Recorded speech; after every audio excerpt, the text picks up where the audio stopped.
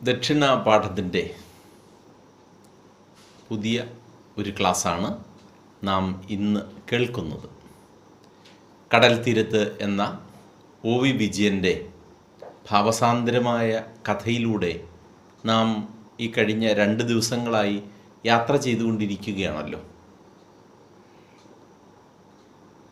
വെള്ളായപ്പൻ യാത്ര ചെയ്യുന്ന സന്ദർഭത്തിൽ അദ്ദേഹത്തിന് നേരെ എതിർവശത്തുകൂടി വന്ന കുട്ടിയമ്മമാപ്പിളയെക്കുറിച്ച് നാം കഴിഞ്ഞ ക്ലാസ്സിൽ കണ്ടു. അവർ തമ്മിൽ നടത്തിയ സംഭാഷണവും കേട്ടു. നമുക്ക് തുടർന്ന് കഥയിൽ എന്താണ് പറയുന്നത് എന്ന് ശ്രദ്ധിക്കാം. കരിമ്പനപ്പട്ടകളിലെ കാറ്റ് ദൈവസാന്ദ്രമായി. കുട്ടിയമ്മമാപ്പിളയെ വിട്ടുകൊണ്ട് വെള്ളായപ്പൻ യാത്ര തുടർന്നു. ഇനിയും 4 കല്ല് നടക്കണം. വഴിയിൽ പിന്നെയും ഒരഭിമുഖം.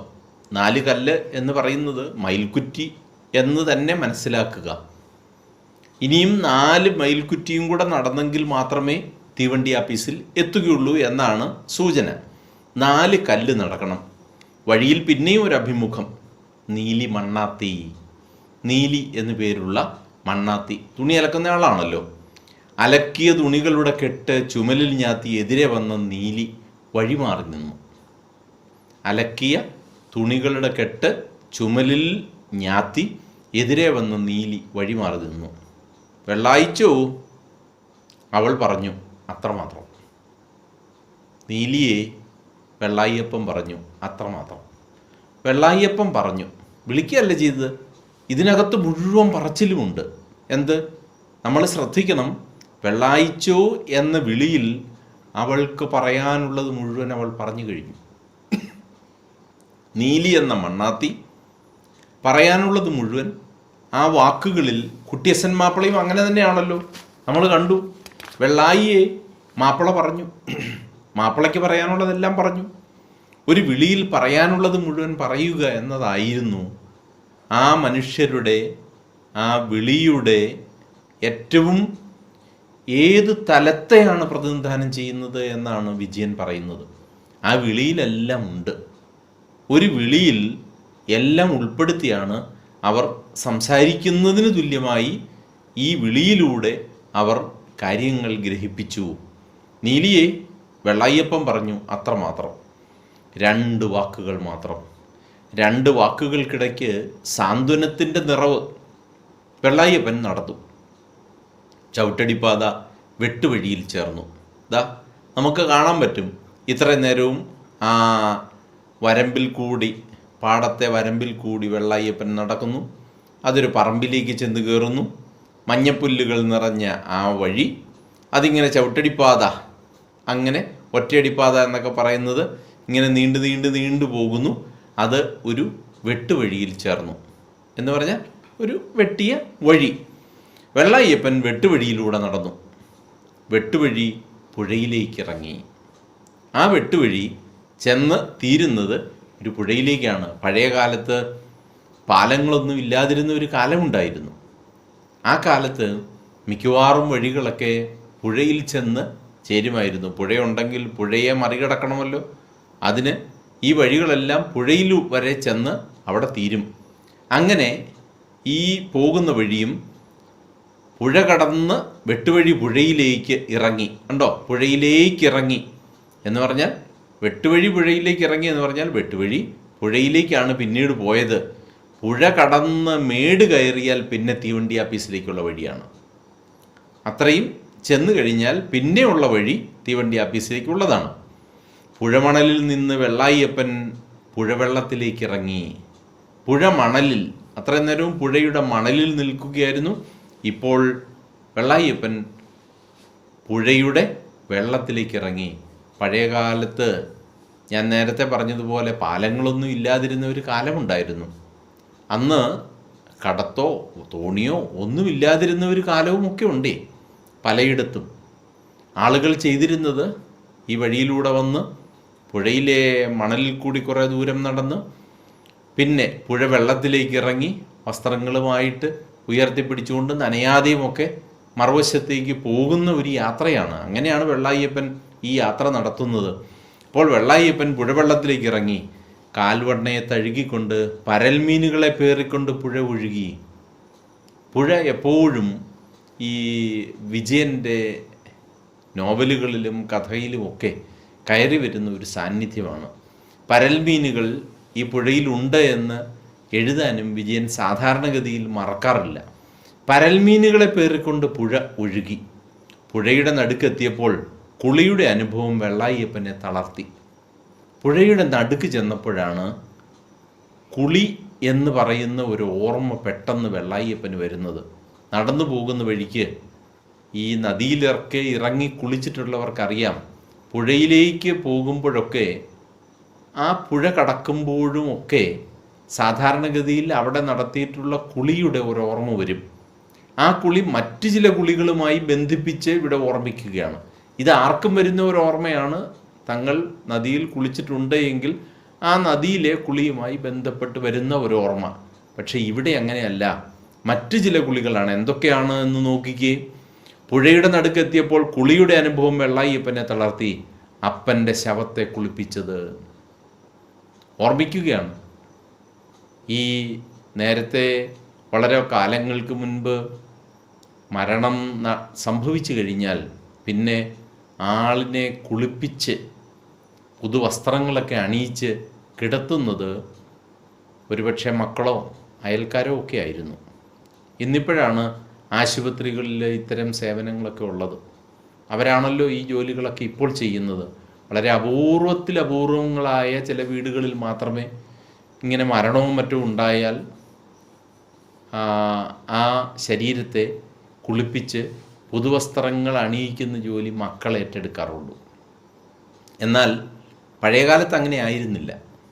വർഷങ്ങൾക്ക് മുൻപ് ഒരു 30, 40, 50 വർഷങ്ങൾക്കൊക്കെ മുൻപുള്ള മനുഷ്യർ ഇത്തരം അനുഭവങ്ങളൊക്കെ നേരിൽ കണ്ടവരാണ്. വെള്ളായപ്പൻ അങ്ങനെയുള്ള ഒരു അനുഭവത്തെ ആണ് നമ്മുടെ മുൻപാകെ വയ്ക്കുന്നത്. വെള്ളത്തിലേക്ക് ഇറങ്ങി നടക്കാൻ പോകുന്ന സമയത്ത് അതിലൂടെ നടന്നപ്പോൾ ചില കുളികളുടെ ഓർമ്മ വന്നു. ഒന്ന്, തൻ്റെ പിതാവ് അപ്പൻ മരിച്ചപ്പോൾ ആ ശവത്തെ കുളിപ്പിച്ചത്, മകനെ അവൻ്റെ കുട്ടിക്കാലത്ത് കുളത്തിൽ കുളിപ്പിച്ചത്. 2 കുളികൾ. ഇതാ നോക്കുക, ഈ വെള്ളായപ്പൻ അതിൻ്റെ നടുക്ക് നിൽക്കുകയാണ്. ഈ 2 എന്ന് പറയുന്നത് ഇതിനകത്തെല്ലാം വിജയൻ എത്ര സമർത്ഥമായിട്ടാണ് ചേർത്ത് വെച്ചിരിക്കുന്നത്. ഇതിൻ്റെ നടുക്ക് നിൽക്കുന്ന വെള്ളായപ്പൻ 2 വാക്കുകൾ നമ്മൾ നേരത്തെ കണ്ടു, 2 പേരുകൾ എന്നെല്ലാം പറഞ്ഞു. നീലിയുമായിട്ട് കണ്ടപ്പോഴും അത്രമാത്രം 2 വാക്കുകൾ മാത്രം.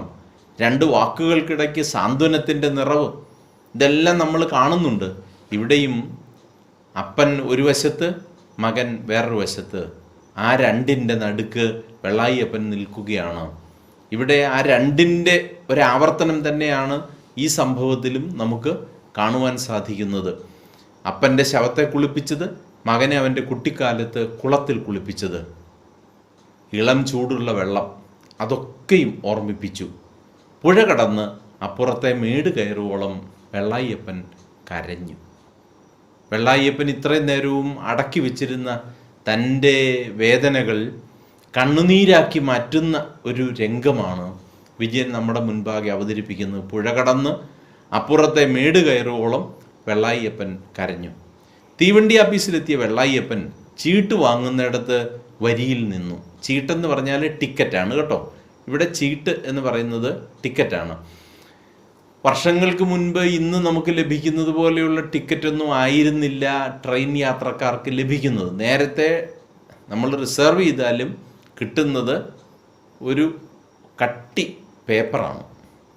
നല്ല കട്ടിയുള്ള ഒരു പേപ്പറിൽ നമ്മൾ എവിടെ നിന്ന് യാത്ര തിരിക്കുന്നു, എവിടം വരെ യാത്രയുണ്ട് എന്ന് വ്യക്തമായി മനസ്സിലാകത്തക്ക രീതിയിൽ ഉള്ള ഒരു ടിക്കറ്റ് കിട്ടും. അതിനാണ് ഈ ചീട്ട് എന്ന് പറയുന്നത്. തീവണ്ടി ആഫീസിലെത്തിയ വെള്ളായപ്പൻ ചീട്ട് വാങ്ങുന്നിടത്ത് വരിയിൽ നിന്നു. അവിടെ സാധാരണഗതിയിൽ എപ്പോഴും ക്യൂ ആയിരിക്കും. അങ്ങനെ ക്യൂവിൽ നിൽക്കുകയാണ്. ഉടുമുണ്ടിൻ്റെ കോന്തലയഴിച്ച് പണം പുറത്തെടുത്തു. കണ്ണൂർ വെള്ളായപ്പൻ പറഞ്ഞു. ഗുമസ്തൻ ചീട്ടെടുത്ത് അച്ചുകുത്തി ജനാലയിലൂടെ പുറത്തേക്കിട്ടപ്പോൾ യാത്രയിൽ ഒരു ഘട്ടം താണ്ടിയതുപോലെ വെള്ളായപ്പന് തോന്നി. ട്രെയിനിലെ ടിക്കറ്റ് കിട്ടുക എന്ന് പറയുന്നതാണ് അന്ന് ഇങ്ങനെ ക്യൂ നിന്ന് വരിവരിയായിട്ട് നിന്ന് ടിക്കറ്റ് എടുത്ത് അതോടെ യാത്രയുടെ ഒന്നാം ഘട്ടം പൂർത്തിയായതുപോലെ ആർക്കും തോന്നും, വെള്ളായ്യപ്പനും അങ്ങനെ തന്നെ തോന്നി. ചീട്ടിനെ മുണ്ടിൻ്റെ കോന്തലയിൽ കെട്ടി വെള്ളായ്യപ്പൻ പടവ് കയറി പ്ലാറ്റ്ഫോമിലെത്തി ബെഞ്ചിൽ വണ്ടിക്കായി കാത്തിരുന്നു. കോന്തല എന്ന് പറയുന്നത് അറ്റത്തെ ആ 2 മൂലകൾ തമ്മിൽ ചേരുന്ന സ്ഥലമാണ്. അവിടെ നല്ല ശക്തിയിൽ ഇത് ഭദ്രമായിട്ട് പൊതിഞ്ഞ് കെട്ടിയിട്ടു. കാരണം പോകാതിരിക്കാൻ വേണ്ടിയാണ്. പോക്കറ്റൊന്നുമില്ല, ഷർട്ടൊന്നുമില്ല. ഇവിടെ വെള്ളായ്യപ്പൻ ഷർട്ടൊന്നും ഇട്ടല്ല പോകുന്നത്. ഇത് ഭദ്രമായി വയ്ക്കാൻ ഒരു തോർത്തുണ്ട്, ഒരു മുണ്ടുണ്ട്. ആ തോർത്തിൻ്റെ കോന്തലയിൽ ഒരറ്റത്ത് കെട്ടി ഈ ചീട്ട് ഭദ്രമായി വയ്ക്കുകയാണ്. ഇനി നോക്കുക, അകലെ സൂര്യൻ താഴുന്നു. ഇതൊരു സൂചനയാണ്. അകലെ സൂര്യൻ താഴുന്നു. ഒരു സൂര്യൻ താഴാൻ പോവുകയാണ്. യാത്രയുടെ ആരംഭത്തിൽ അകലെ സൂര്യൻ താഴുന്നു. അസ്തമയം എന്ന് പറയുന്നത് ഇരുട്ടിതാ വന്നു കഴിഞ്ഞു എന്ന ഒരു ഓർമ്മയും കൂടി വെള്ളായ്യപ്പൻ നമ്മുടെ മുമ്പിലേക്ക് കൊണ്ടുവരുന്നുണ്ട്. വെള്ളായ്യപ്പൻ്റെ ജീവിതത്തിൽ ഒരസ്തമയമാണ് സംഭവിക്കുന്നത്. ഇരുണ്ടു തുടങ്ങുന്ന കരിമ്പനകൾക്ക് മുകളിലൂടെ പക്ഷികൾ പറന്ന് കൂടുപറ്റുന്നു. മുണ്ടകപ്പാടത്തിൻ്റെ വരമ്പത്ത് തൻ്റെ ചെറുവിരലിൽ പിടിച്ചുകൊണ്ട് അസ്തമയത്തിൻ്റെ പക്ഷികളെ നോക്കി അത്ഭുതപ്പെട്ട മകനെ വെള്ളായ്യപ്പൻ ഓർത്തു. പെട്ടെന്ന് അതാണ് ഓർത്തത്. തൻ്റെ മകൻ എത്രയോ ചെറുപ്പത്തിൽ ഈ അസ്തമയത്തിൻ്റെ പക്ഷികളെയൊക്കെ കാണുകയും അത്ഭുതപ്പെട്ട് തന്നോട് ചില സംശയങ്ങൾ ചോദിക്കുകയും ഒക്കെ ചെയ്തത് ആ അത്ഭുതപ്പെട്ട മകനെ വെള്ളായ്യപ്പൻ ഓർത്തു. എന്താ അങ്ങനെ പറയുന്നത്? മകൻ്റെ അസ്തമയം എത്തിക്കഴിഞ്ഞിരിക്കുന്നു. ആ പക്ഷികളെ നോക്കി അവൻ അത്ഭുതപ്പെട്ടു. അസ്തമയത്തിൻ്റെ പക്ഷി സത്യത്തിൽ ഈ കഥയിലെ നല്ല ഒരു സൂചനകളിൽ ഒരെണ്ണമാണത്. അസ്തമയത്തിൻ്റെ പക്ഷിയായിട്ടാണല്ലോ ഈ വെള്ളായ്യപ്പൻ്റെയും യാത്ര. സത്യത്തിൽ വെള്ളായ്യപ്പനും അസ്തമയത്തിൻ്റെ പക്ഷിയാണ്. എങ്ങനെ? സൂര്യൻ അസ്തമിക്കുമ്പോൾ പക്ഷികൾ പോകുന്നത് പോലെ തൻ്റെ മകൻ്റെ ജീവിതം അസ്തമിക്കുന്നു എന്ന് മനസ്സിലാക്കി പറന്നു നടക്കുന്ന ഒരു പക്ഷിയെപ്പോലെ, ചേക്കേറാൻ വെമ്പുന്ന ഒരു പക്ഷിയെപ്പോലെ യാത്ര ചെയ്യുന്ന ഒരാളാണ് വെള്ളായ്യപ്പനും. അതുകൊണ്ടാണ് അത്തരം ഒരു വിശദീകരണത്തിന് ഈ കഥയിൽ പ്രസക്തിയേറുന്നത്. മുണ്ടകപ്പാടത്തിൻ്റെ വരമ്പത്ത് തൻ്റെ ചെറുവിരലിൽ പിടിച്ചുകൊണ്ട് അസ്തമയത്തിൻ്റെ പക്ഷികളെ നോക്കി അത്ഭുതപ്പെട്ട മകനെ വെള്ളായ്യപ്പൻ ഓർത്തു. അസ്തമയത്തിലൂടെ പാടത്തേക്ക് ഇറങ്ങി നടക്കുന്ന സ്വന്തം അപ്പനെ ഓർത്തു. 2 ചിത്രങ്ങൾ. വീണ്ടും 2 എന്ന വാക്ക് വരുന്നത് നിങ്ങൾ ശ്രദ്ധിക്കുക. അവയ്ക്കിടയിൽ 2 പേരുകൾക്കിടയിൽ എന്ന പോലെ, 2 വാക്കുകൾക്കിടയിൽ എന്ന പോലെ എന്തിൻ്റെയൊക്കെയോ നിറവ്.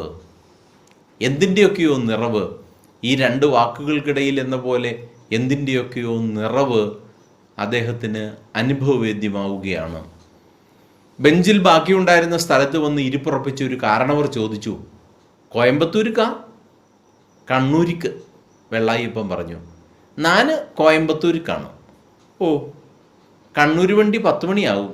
ഓ, കണ്ണൂർ എന്താ പണി? വിജയിച്ച് ഒന്നുമില്ല, വെറുതെ പോകുകയാണ് എന്ന് ഇവർ തമ്മിൽ, ഈ അപരിചിതർ തമ്മിലുള്ള സംഭാഷണമാണ്. അപരിചിതൻ്റെ സംഭാഷണം ഒരു കൊലക്കയറിനെ പോലെ വെള്ളായ്യപ്പൻ്റെ കഴുത്തിൽ ചുറ്റിമുറുകി. നോക്കുക, ആ സംഭാഷണം പോലും ഒരു കൊലക്കയറ് പോലെ വെള്ളായ്യപ്പന് തോന്നുകയാണ്. പാഴുതറയുടെ നെടുവരമ്പ് കടന്നാൽ ലോകം മുഴുവൻ അപരിചിതരാണ്. വെള്ളായ്യപ്പനെ സംബന്ധിച്ചിടത്തോളം ഈ ലോകം എന്ന് പറയുന്നത് പാഴുതറയാണ്.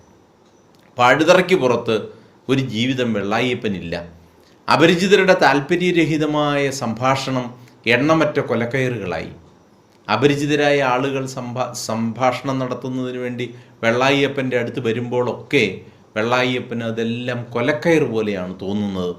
കോയമ്പത്തൂരിലേക്കുള്ള വണ്ടി നേരത്തെ വരികയാൽ ബെഞ്ചിൽ സമീപത്തിരുന്ന കാരണവർ എഴുന്നേറ്റ് പോയി. വെള്ളായ്യപ്പൻ തനിച്ചായി. ചോറുപതി അഴിക്കാൻ തോന്നിയില്ല. തുവർത്തിലൂടെ പുറത്തേക്ക് കുതിർന്ന അതിൻ്റെ നനവിൽ കൈവച്ചുകൊണ്ട് വെള്ളായ്യപ്പൻ ഇരുന്നു. അങ്ങനെ ഇരുന്ന് ഉറങ്ങി. ഉറക്കത്തിൽ കിനാവ് കണ്ടു. കിനാവിൽ വെള്ളായ്യപ്പൻ പറഞ്ഞു, കണ്ടുണ്ണിയേ, മകനെ. അദ്ദേഹം മകനെ മാത്രം മനസ്സിൽ വിചാരിച്ചുകൊണ്ടുള്ള ഇരിപ്പും മയക്കവുമാണ് ആ തീവണ്ടി ആപ്പീസിൽ വെച്ച് നടത്തിയത്. നിങ്ങൾക്ക് ഈ കഥയെക്കുറിച്ച് എന്തെങ്കിലുമൊക്കെ അഭിപ്രായങ്ങളോ നിർദ്ദേശങ്ങളോ സംശയങ്ങളോ ഉണ്ടെങ്കിൽ അത് ദക്ഷിണപാഠം@gmail.com എന്ന വിലാസത്തിൽ എഴുതി അറിയിക്കുക.